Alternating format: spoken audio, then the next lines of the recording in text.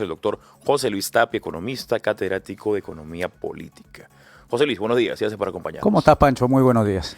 Sobre el tema, lo que ha mencionado el doctor Blume, tengo entendido que tú también tienes una apreciación desde otro punto de vista, ¿no? Porque es interesante la cantidad de aristas desde las que se puede analizar un proyecto de ley como es el de la Unión Civil.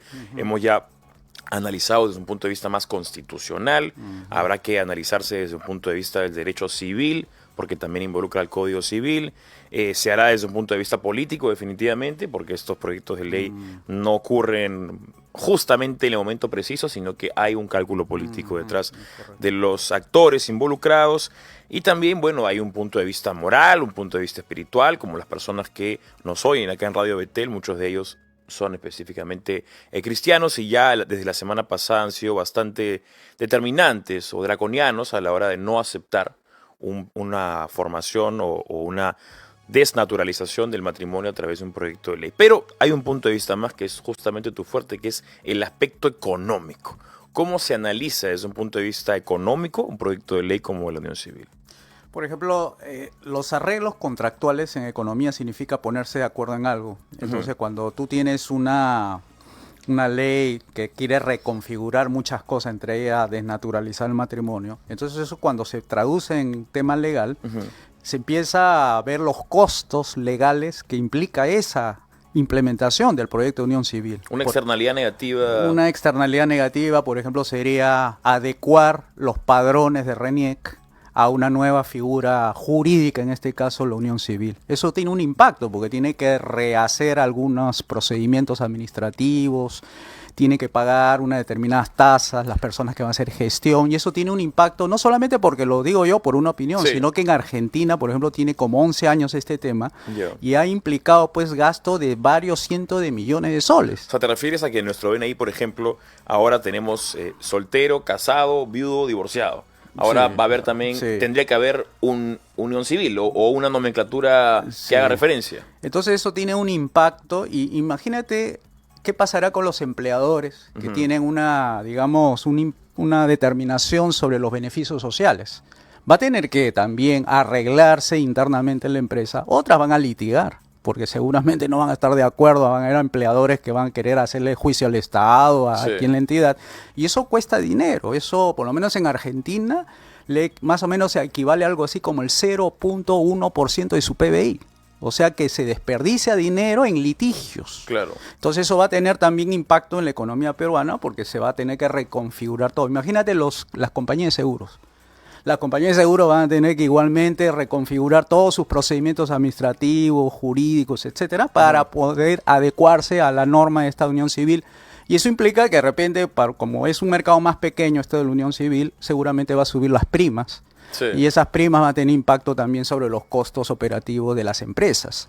Entonces tiene una trascendencia, no es un tema nada más de promulgar y decir como que si la ley fuera neutral, cuando sabemos que la ley tiene costos, ¿no? Además, lo que también ha ocurrido en varios países de Europa cuando se han aprobado uniones de esta naturaleza es que hay gente que comienza a aprovecharse.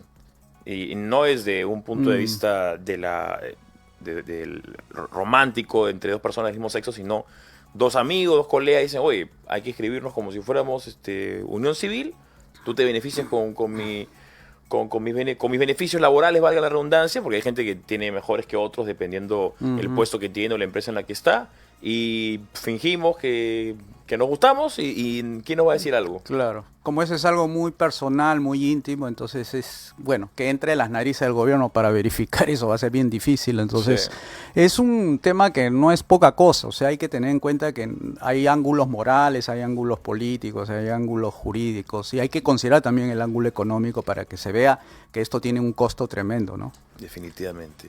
Bueno, todavía no se conoce fecha de debate para este proyecto de ley.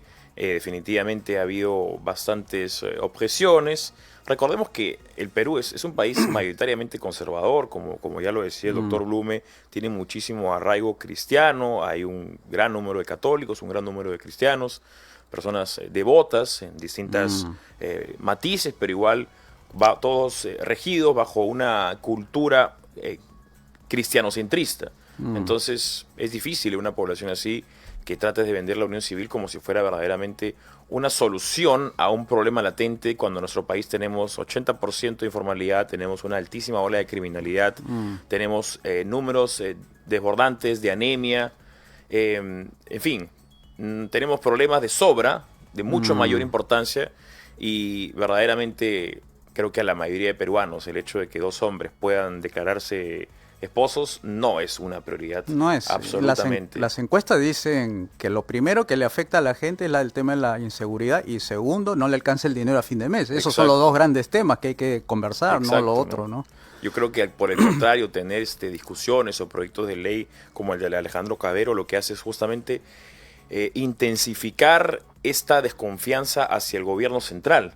Porque las personas que están en regiones pobres, o incluso tenemos regiones que son paupérrimas, donde el Estado no llega, no aparece, se sienten desarticulados y de pronto ven ese momento en el Congreso están discutiendo un civil, yo ni siquiera tengo para comer. Pero mira, Pancho, o sea, las ideas que están detrás de esta unión civil son ideas marxistas, y lo que justamente quiere es el enfrentamiento entre personas que son conservadores con los que no son. Entonces están en una permanente lucha como de clases, Sí. que lo que quiere es más bien desunión, y lo están utilizando las ideas al señor Cabero, que está creando pues una desunión a nivel nacional, y eso está provocando pues que se esté discutiendo sobre temas irrelevantes, por lo menos desde mi punto de vista, para los temas que hemos estado hablando, ¿no? Sobre el tema del ingreso a las personas. Hay gente que se está muriendo de hambre en estos momentos, que ni con 10 soles, como decía la presidenta, le alcanza para poder financiar su comida, y estemos hablando de temas un poco, me parece, superfluos, ¿no? Sí. Incluso eran los mismos marxistas los que llamaban a la homosexualidad como un vicio burgués, ¿no? Sí, pues. Y curiosamente son los marxistas ahora los que defienden este tipo de encomiendas. Sí. Bien, hablemos también del puerto de Chancay, porque el puerto de Chancay ha sido tendencia en las últimas semanas. El puerto de Chancay, este megapuerto que creo que por varios meses o por años, desde que ya se anunciaba la inauguración, la mayoría de peruanos hemos estado en total acuerdo en que este megapuerto es una excelente oportunidad económica, una excelente oportunidad a nivel de exportaciones e importaciones para el Perú de cara al mundo. Pero ya hay comentarios al respecto, porque parece que podrían traernos problemas, o es la izquierda aprovechando un comentario, y hago hincapié justamente en lo que dijo un asesor de Donald Trump, o un ex asesor, o una persona relativamente cercana a él, porque tengo entendido que él había sido su asesor de muchísimos que tiene, ¿no? Porque no tiene solamente un asesor. Y lo que dijo era que Estados Unidos cobraría 60% de aranceles a los productos que pasen por Chancay. Esto en esta guerra, esta neoguerra fría en todo caso que hay entre Estados Unidos y China, de la lucha geopolítica por el dominio mundial, por ponerlos en términos sencillos. ¿Qué tan cierto es esto? Bueno, la persona que ha hablado es un asesor de él en materia comercial, pero a mí me interesa más la opinión del que ya ha sido nombrado representante comercial, bueno, el secretario de Comercio o representante comercial.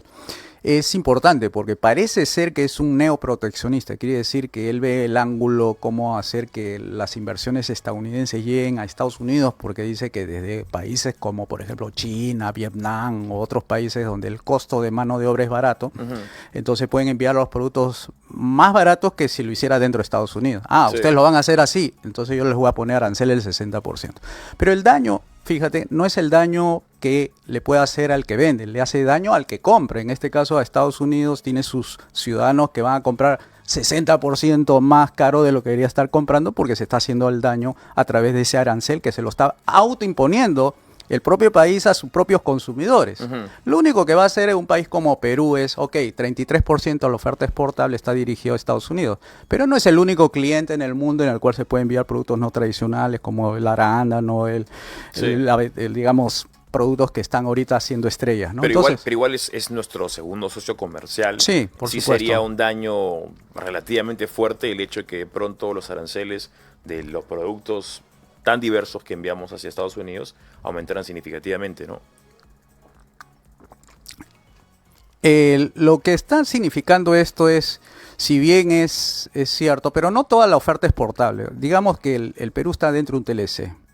Además hay cláusulas justamente que no puede estar cerrando mercado frente a accesos preferenciales, ¿no? Entonces, yo creo que es una advertencia, tal vez es para que se defina bien el Perú si el puerto es chino o no es chino. Ahí se va a definir prácticamente si se va a aplicar la norma de origen o no, porque se supone que cualquier producto que llegue al puerto de Chancay, cualquiera digo, porque puede venir de Brasil, puede llegar de otros países, y ahí lo canalizan hacia el Asia, pueden decir, pero si no está manufacturado dentro del Perú, es un producto que tiene procedencia del país de donde venga. Lo que pasa es que puede ser un puerto de tránsito también. La idea es, bueno, los proteccionistas siempre van a argumentar de la norma de origen, es decir, si no se hace la mano de obra, si no lo ensambla, por lo menos el 60%, entonces ese producto no es nacionalizado peruano, por tanto no está exento de las aplicaciones de los aranceles. Pero si viene de afuera, no, este es un producto de tránsito. Entonces los proteccionistas buscan siempre el valor agregado dentro del país para que se pueda declarar nacionalizado y el producto es peruano, no chino. Eso es lo que están buscando, o sea, mano de obra. Esa es la corriente ahora que está impulsando el Banco Mundial, la nueva industrialización a partir de mecanismos pararancelarios, ¿no? Pero hay que tener también claro que Estados Unidos no solamente se va a enfrentar con Perú y todos los países como China, sino contra la OMC. El problema de la OMC es que están revisando el mecanismo de solución de diferencia, que es esto de que cuando hay problemas de que yo aplico una medida y no le gusta al otro país, el otro país reclama y antecede pues todo un tema de denuncia. Entonces, eso es lo que yo veo, por lo menos en la Organización Mundial de Comercio, y hace poquito nomás APEC que ha habido acá en el Perú, los ministros de Comercio han salido con una declaración. En el punto 25 habla de la agenda mejorada para las reformas estructurales. Quiere decir que como incorpora la parte de informalidad, entonces están haciendo esfuerzos para que las reformas, se entiende como reformas las que no hemos podido completar en los 90, esas se puedan ir perfilándose en los próximos años, porque tú sabes que APEC es un tratado, no es un tratado, sino es un foro de cooperación, digamos, que se conversa mucho sobre los avances que hace cada país. ¿Y qué cosa ha recogido el Perú en materia de formalización? Porque ese es uno de los problemas más álgidos que tenemos. Bueno, hablan de desregular la economía, pero desregularla, pero no hacer, por ejemplo, reformas del Estado. No hablan de eso, no habla de bajar impuestos, simplemente es un poco como diciendo vamos a identificar cuáles son las leyes, esas regulaciones que impiden que sea más competitivo la economía. Hasta ahí nomás han llegado, o sea, no creo que vayan a avanzar más. No hablan de efectividad como el departamento que se ha creado en Estados Unidos. La desregulación efectiva, digamos. No, por supuesto, yo no creo que todavía eso avance, ¿no? Porque es muy lento el proceso de identificación de normas, ir puliéndolas y dejándolas limpias. Lo que acá se necesita es un aventón, se necesita hacer reformas drásticas, o sea, por ejemplo, de hablar de no 18 funciones del Estado, hablar de 5, 4, hablar justicia, seguridad. Eso es lo que le va a cambiar la vida a la gente, no es que vayan a revisar la norma y 2 días, lo bajó un día, ¿no? La desregulación. Sino hablar de cosas de ingresos que la gente, el problema de la seguridad, no es una desregulación nada más. Sí. Antes de entrar al tema de seguridad, que también es de suma importancia, vamos a escuchar una nota justamente acerca del puerto de Chancay y los productos que podrían, presuntamente, todavía no hablemos con certezas, sino con suspicacias, los productos que podrían tener 60% de aumento en los aranceles que pasen por el puerto de Chancay para ir a Estados Unidos. Estados Unidos lanza una advertencia a Latinoamérica. La propuesta de imponer un arancel del 60% a productos que pasen por puertos controlados por China podría cambiar el comercio global.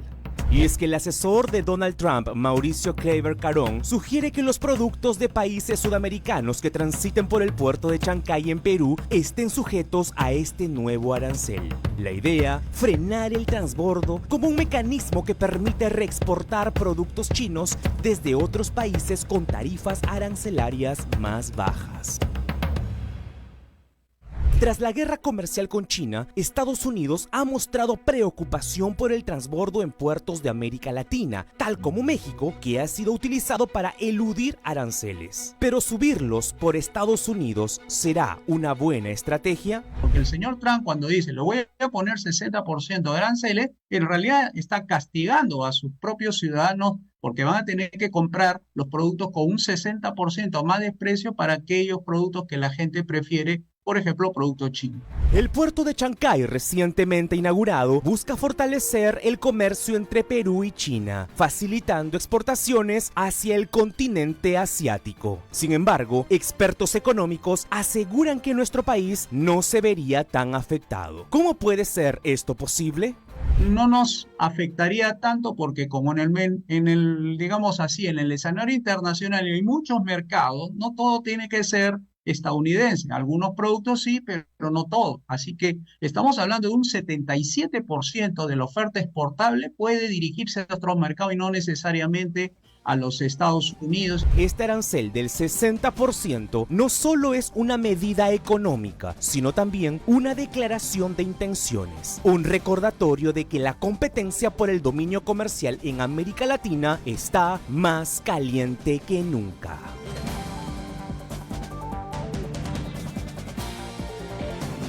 Muy bien, escuchábamos una nota acerca de lo que veníamos comentando con José Luis Tapia acerca de esta posibilidad de que aumenten en 60% los aranceles. Lo que tú decías, José Luis, era interesante, ¿no? Esto dice mucho acerca de quién es el puerto. ¿Es peruano, es privado, es chino, chino privado, chino público? Porque esa es una mazamorra, ¿no? Las empresas chinas, ¿cómo funciona ahí la participación gubernamental o estatal en cuanto a las empresas privadas? Off the record con un funcionario de Indecopi y le preguntaba cómo hicieron ustedes para identificar la propiedad del accionariado de las compañías estas chinas que han comprado Enel o Luz del Sur, no me creo. Entonces yo le pregunté cómo han llegado a determinar. Me dice, al final se determina que son chinas, o sea, del gobierno chino, pero ¿cuál ha sido, digamos, la fuente? ¿De dónde han sacado? Entran por Shanghái. O sea, Shanghái es igual así como Shanghái, pero tiene una superintendencia de bolsa de valores. Por ese canal me dijo que por ahí pudieron determinarlo. O sea, que ellos, digamos, están asegurando que es empresa estatal. Una empresa estatal. Sí. Yo le digo, y para el caso de Chancay, COSCO Shipping, como es una operadora a nivel mundial, me dice, aquí hay varias unidades. Lo que pasa es que COSCO Shipping tiene logística, tiene mantenimiento de puertos, o sea, tiene un montón de negocios. Tendrías que entrar a uno de ellos y determinar la operación, quién la tiene manejando, ¿no? Porque sabemos que ahí hay una parte peruana, creo que es el 35%. De Volcan, ¿no? Sí, Volcan, y el resto es de COSCO. Entonces hay que verificar cuál de esa unidad de negocio es la que hay que entrar para determinar cuánto es el porcentaje, ¿no? Ahora, recuerdo en algún momento también, conversando con expertos internacionales,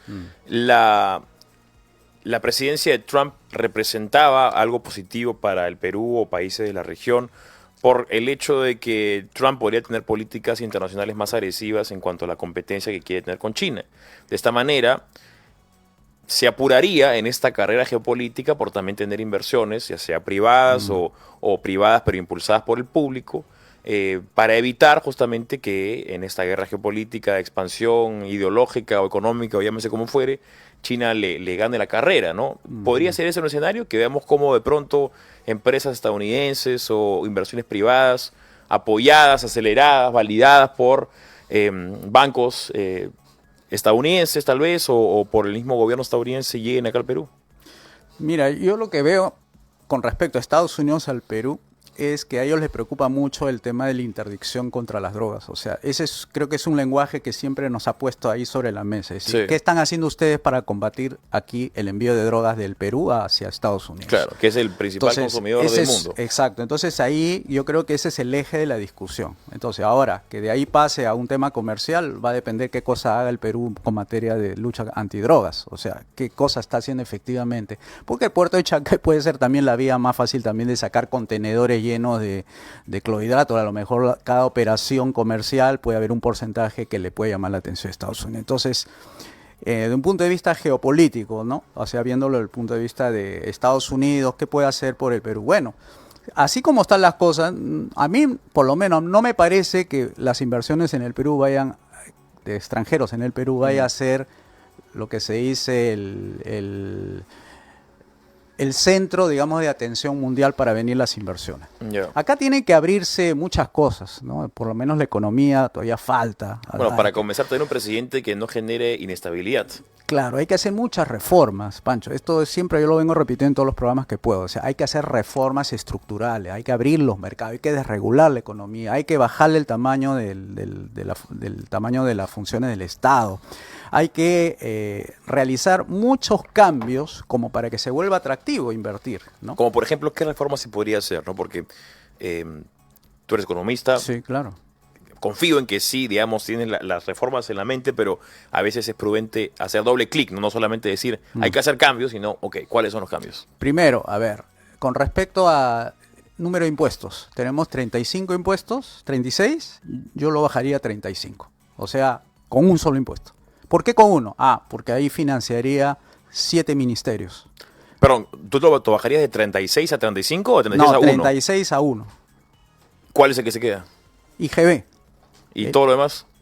Chao. A Chao. la gente no le interesa cuánto le cobran, ni siquiera sabe cuántos impuestos hay en la economía. Lo único que sabe es que con esa medida yo puedo bajarle el costo de las personas, de sus precios, del agua, la luz, el teléfono, la educación, entre 40 y 50%. Quiere decir, una pensión de enseñanza que ahorita puede estar una universidad cobrándole a un padre de familia 400 o 500 soles, bajaría a 200. O el recibo de luz o agua que está en 150 lo bajaría a 75. El tarro de la leche que está a 4 soles bajaría a 2 soles.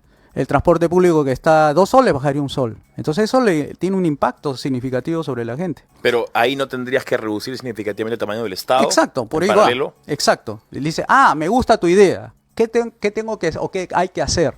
Mira, hay que reducir el número de ministerios. De 18 lo bajamos a 7.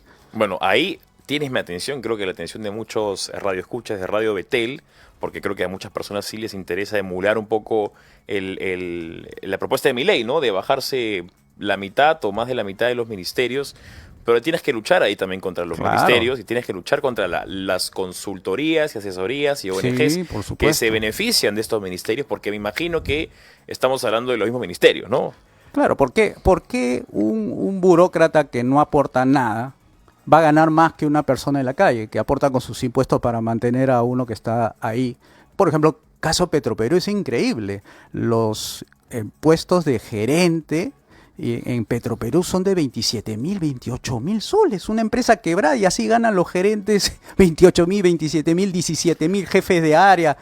Como más de 100 jefes de área que ganan 17.000 soles. ¿Y bueno, por qué ganan? ¿No? Porque lo que tú mencionas es interesante y siempre es prudente hacer la comparación entre una empresa pública y una empresa privada. Si estos gerentes ganan 28.000 soles y de pronto pasan 2 trimestres en rojo, esos gerentes no continúan más. Una empresa privada los sacan inmediatamente porque no están funcionando. Acá, ¿cuál es la garantía o cuál es el miedo a no esforzarse? No hay un incentivo. No hay, pues, porque es una empresa estatal, nadie es responsable, los puestos son políticos, incluso el que han sido recientemente nombrado presidente de Petroperú es un ex sindicalista, o sea... Oscar Vera.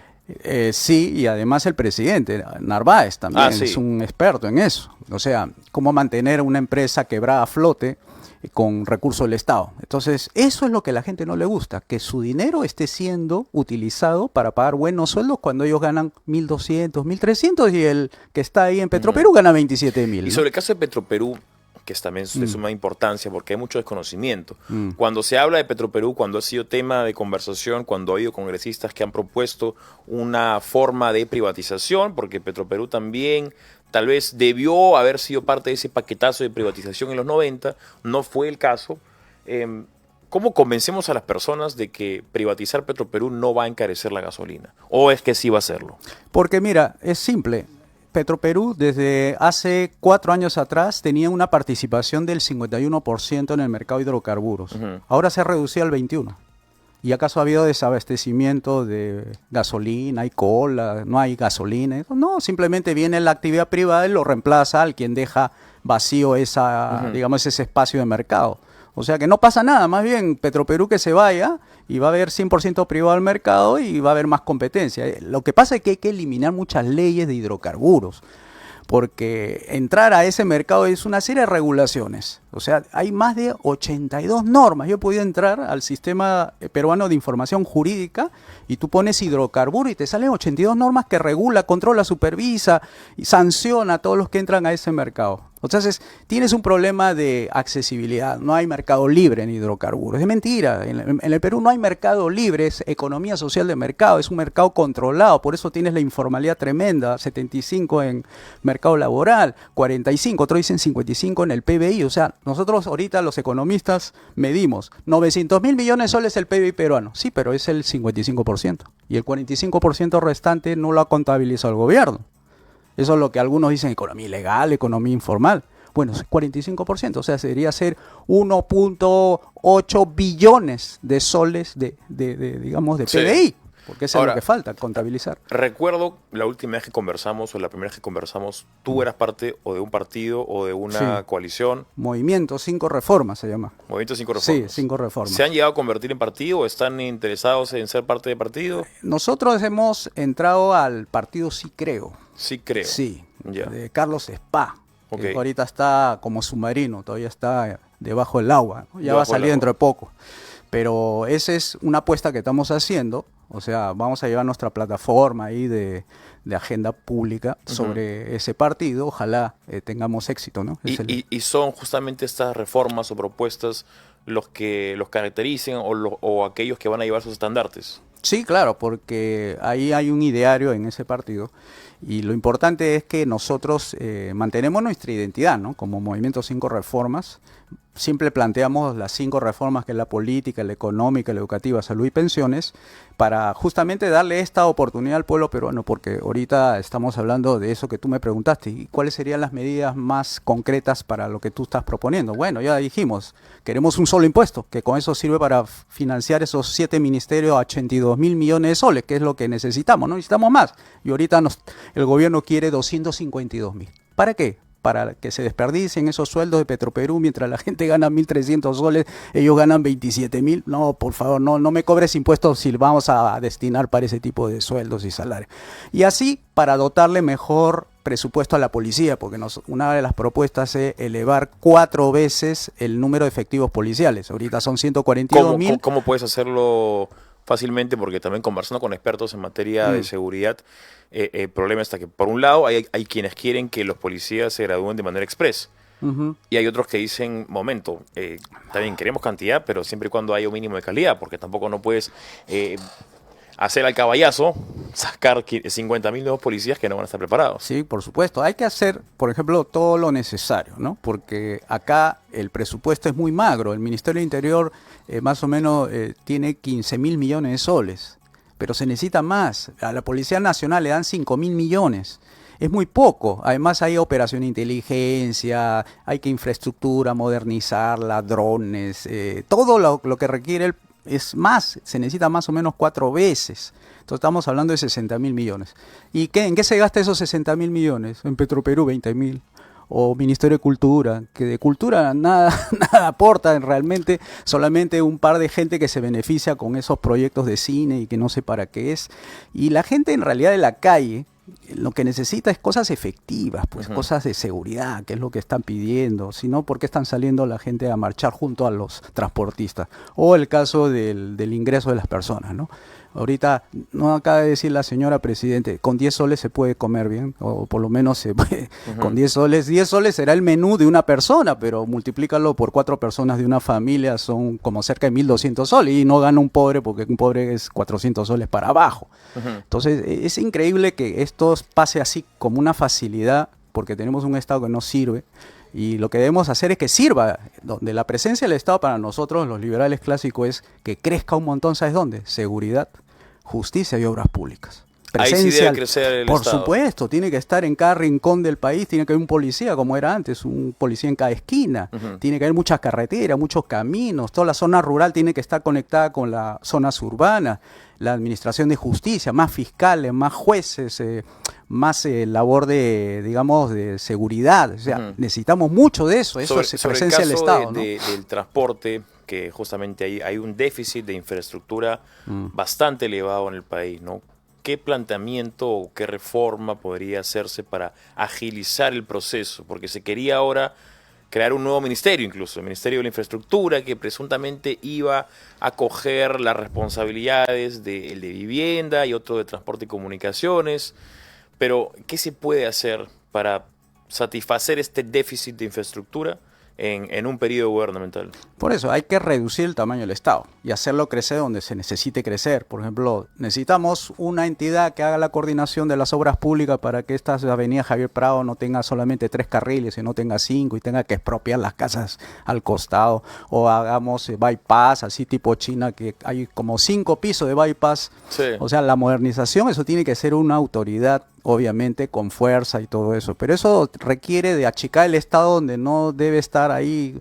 Por ejemplo, Ministerio de Trabajo. ¿Qué tiene que hacer el Estado dando trabajo o interesarse? Agricultura. Todo eso es dinero tirado al piso, porque el agricultor no ve mejorado su situación porque hay un Ministerio de Agricultura. A ver, Ministerio de la Producción tampoco. Poniéndome un poco en los zapatos de alguna persona con afinidad de izquierda, diría, Sí. no, tiene que haber un Ministerio de Trabajo porque tiene que haber un ente que vele por los derechos de los trabajadores y que tiene que impulsar el sueldo mínimo vital Ujú. y impedir que vuelva a surgir un capitalismo feudal. No sé, me estoy inventándome, pero Claro. más o menos algo así te diría una persona de izquierda. No, mira, en cuanto a los derechos laborales, eso se defiende en el Poder Judicial. Aquel que se sienta ofendido, que lo discrimine, vaya al Poder Judicial. Claro, todo el proceso este es de reforma del Poder Judicial. Estamos proponiendo esa reforma. Ujú. Pero también en el tema, digamos, laboral, hay que tener en cuenta que ese sueldo mínimo es muy poco. Ese sueldo mínimo puede crecer hasta, como existe en Qatar, el promedio, no digo el más rico, $120,000 al año. Son $10,000 mensuales, son 37,000 soles mensuales. Un paísito con 2 recursos, el turismo y el gas y petróleo, esos dos, con eso se manejan unos sueldos promedio, no el más rico. Ujú. Entonces Perú puede llegar a eso, pero tiene que hacer reformas capitalistas, de libre mercado, achicar el Estado gordo, panzón, que se desperdicia el dinero en Petroperú, que se tiran el dinero en cultura, se tiran el dinero en agricultura. Es decir, muchos ministerios que no sirven para nada. Las superintendencias igual, los indecopis también. No sirven, no dan respuesta al público. El público no nota mejora. Desde los 90 que se creó toda esa burocracia, ¿qué ha hecho? Ha engordado más bien a mucha gente que en lugar de estar en el sector privado trabajando productivamente, simplemente ganan sueldos de oro en esas burocracias, ¿no? Por ejemplo, eso de 27,000 soles en Petroperú, eso es escandaloso para lo que se necesita. Entonces necesitamos es que el sueldo mínimo crezca por productividad, y eso se hace con inversión ¿No debería privada. haber un sueldo mínimo o sí debería haber? Por eso, el sueldo mínimo es el sueldo de mercado. No, claro, pero por ley. ¿Por ley? No, crea desempleo. Los jóvenes los lleva a la informalidad y están ahí, ni trabajan ni estudian, son los CNN, 2 millones. Pero ¿cómo convences a sectores de la población que pueden decirte tiene que haber un sueldo mínimo porque si no va a haber una explotación o no hay garantías o no hay seguridades? Sí. O tiene que haber un sueldo mínimo que sea digno, ¿no? Porque eso es lo que piden. Claro, con inversión privada. Cuando hay mucha inversión privada, hay muchos puestos laborales. Cuando hay mucha demanda de puestos laborales, los sueldos suben. Eso es lo natural. Aquí lo que hay es poca inversión privada, mucha gente que quiere trabajar y hay un desbalance entre los que quieren trabajo con los que ofrecen trabajo. Siempre los que quieren trabajo son 10 veces más de los que ofrecen trabajo. ¿Y estos por qué solamente ofrecen poco? Porque con la justa pueden ser formales. Pero el resto de la informalidad, ¿dónde está? Y eso es lo que nosotros proponemos, una desregulación para que cualquiera pueda poner una empresa o pueda venir incluso a capitales de afuera y abran empresas. Y ya no hay la relación ese 40-1, 40 trabajadores contra un puesto laboral. Lo puedes bajar a 3 o a 2 contra un puesto laboral que se ofrece. Entonces, con eso los sueldos suben inmediatamente. O sea, el Perú, mira, en el año 93 era más o menos... $800 al año ganaba un peruano antes de la Constitución del 93. Luego de 10 años subió a 6,000. O sea, 10 veces más. Ujú. Entonces, ¿qué hace suponer de que no vamos ahora? Eso es economía social de mercado. Nosotros proponemos la economía de libre mercado. Porque Tendría que haber un cambio en la Constitución, ¿no? Porque No, si mal no no, no, recuerdo, no. en la ley peruana está estipulado que Sí. somos Pero tú le quitas el capítulo económico y no desaparece la economía. Tú quitas el Ministerio de la Producción, no desaparece la producción. Tú quitas el Ministerio de Trabajo y no desaparece el trabajo. Al contrario, va a haber más trabajo, va a haber más producción con menos burocracia. Entonces la idea es pasar al libre mercado, porque resulta que con la economía social de mercado estamos en la tabla media en todo. Media en índice de desarrollo humano, índice digamos, de doing business. Todos estamos en la mitad, porque estamos en la mitad de todo. Es decir, en lugar de ser libre mercado como los países desarrollados, estamos en la mitad. Es decir, camino al libre mercado es la economía social del mercado. Con una economía libre de mercado estaríamos entre los 10 países más ricos del mundo, ¿no? ¿Por qué la economía social del mercado no permite que el Perú pase a ser más competitivo? Porque el Estado tiene muchas facultades para intervenir al mercado y para hacer crecer la burocracia, así de simple. O sea, con esa economía social de mercado hemos tenido un ministerio más. Recuerda que en la época de Fujimori, de un ministerio se creó el Ministerio de la Mujer. Después se creó durante el gobierno de Toledo el Ministerio del Desarrollo o algo así. Social, y de Sí, cultura, y de ahí cultura empezó a crecer. Entonces hay que cortarle al Estado toda posibilidad de que sea el que cree empleo, crea burocracia. Entonces eso se hace con libre mercado, por eso el principio de los liberales clásicos es gobierno limitado, solamente a justicia, seguridad y obras públicas. El resto déjalo al sector privado y vas a ver cómo prospera, se hace rico, gana igual que en Qatar, $10,000 mensuales y todo eso, ¿no?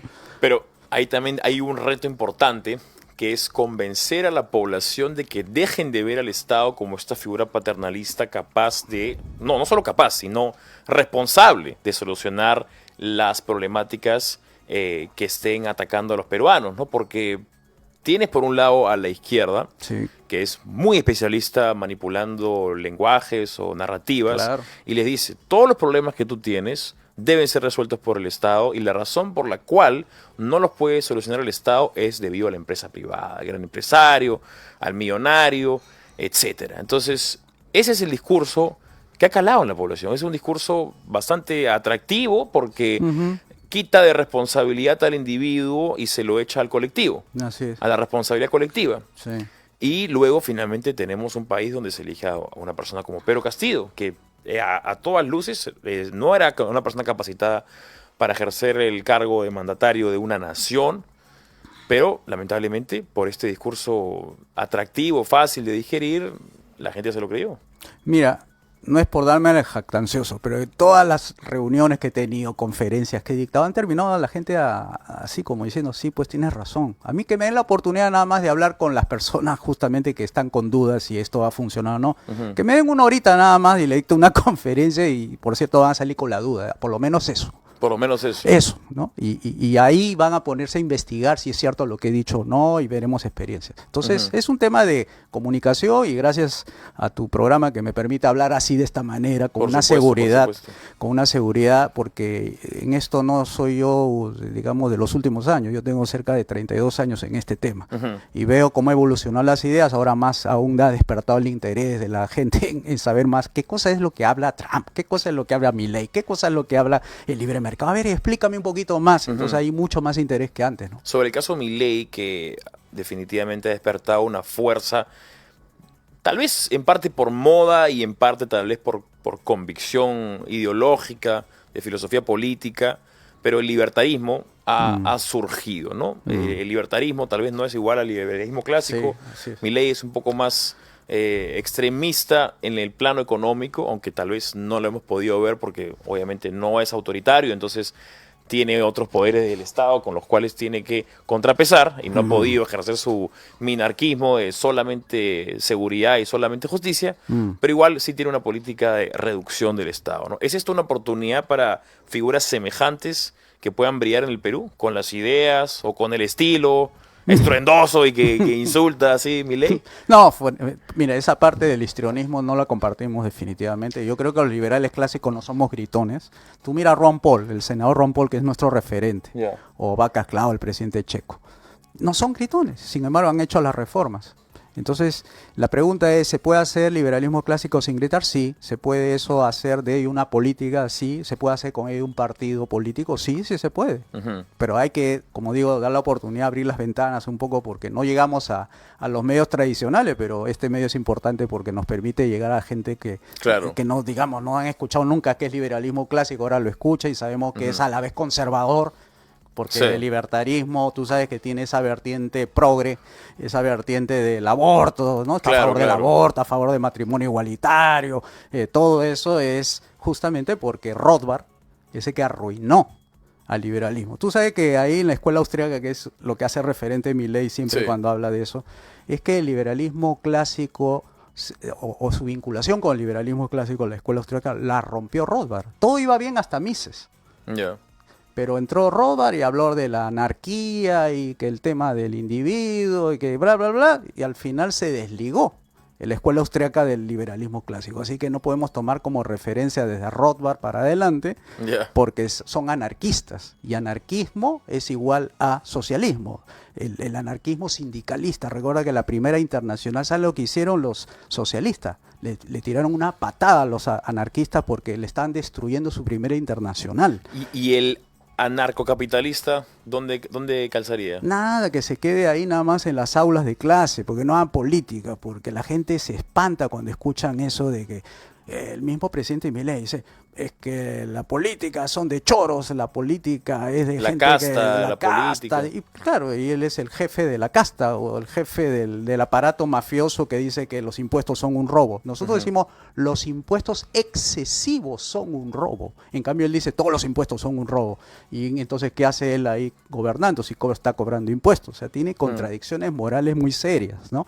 Incluso Roberto Kachanowski, Carlos Rodríguez, que son liberales clásicos allá, pues le dicen las verdades, ¿no? No les guste, y bueno, tienen como 50.000 cuentas fantasmas el señor Milei, que le hacen cargamontón a todo lo que le dicen no. Incluso tiene ahí la Fuerza del Cielo, que es una secta media extraña, de que habla a favor de Milei, a oscuras, ¿no? Y se parece un poco al tema de este ministro de propaganda del nazi, Goebbels, que era un experto, ¿no?, en crear sensaciones raras. Pero ahí es justamente interesante lo que mencionas, y de cara sobre todo al público peruano, porque recordarás tú que hubo una encuesta, una estadística interesante donde se veía que el primer país donde Milei tenía seguidores, por supuesto, era Argentina, pero el segundo es Perú. Sí. O sea, al peruano o a un gran número de peruanos le interesa una figura disruptiva como la de Milei, Así porque tiene una combinación de antisistema, outsider, estruendoso, directo, frontal, que tal vez la gente busca, ¿no? Entonces, Sí. esto es interesante porque también hubo una encuesta que hablaba acerca de quién sería el próximo presidente según las preferencias de los peruanos, y cerca del 50% querían a alguien que nunca hubiera estado en política, o sea, un apolítico, en el propio estilo mismo, no solamente en la parte de preparación académica profesional, sino alguien que no represente al político políticamente correcto, valga la redundancia, o esa diplomacia excesiva, sino un Trump, un Milei, ¿no? Una persona que te dice las cosas como son Sí. y capta la atención del público. Ustedes están buscando una figura Sí, semejante. por supuesto. Ojalá, ¿no? Como hablábamos con Fabricio ahí en off, le decía, ojalá que venga una figura providencial, que Dios ponga ahí a la persona correcta, en el momento correcto, cuando se le necesite para poder impulsar esta propuesta de las 5 reformas liberales, que justamente es, creo, en mi consideración, es más radical que lo que Milei, porque Milei proponía durante su campaña que la salud y la educación siguiera siendo el Estado.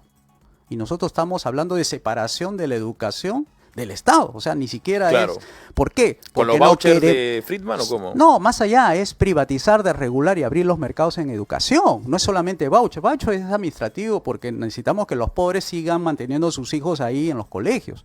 Pero es abrir, es darle la propiedad de los colegios a los operadores naturales, directores, maestros, administrativos, que ellos sean los que gestionen. No como cooperativa, sino como empresa privada, con accionariado difundido, que es diferente a cooperativa, ¿no? Cooperativa es otra Sí. cosa.